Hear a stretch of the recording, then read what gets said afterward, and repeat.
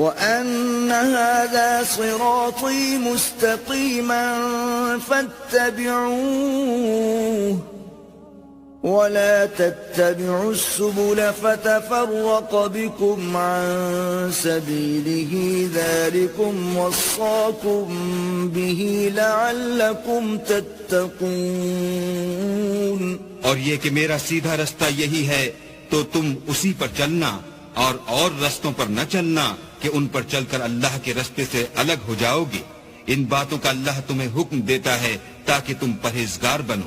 ثم آتينا موسى الكتاب تماما على الذي أحسن وتفصيلا لكل شيء وهدى ورحمة لعلهم بلقاء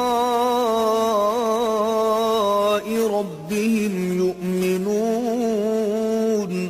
ہاں پھر سن لو کہ ہم نے موسیٰ کو کتاب عنایت کی تھی تاکہ ان لوگوں پر جو نیکوکار ہیں نعمت پوری کر دیں، اور اس میں ہر چیز کا بیان ہے اور ہدایت ہے اور رحمت ہے تاکہ ان کی امت کے لوگ اپنے پروردگار کے روبرو حاضر ہونے کا یقین کریں۔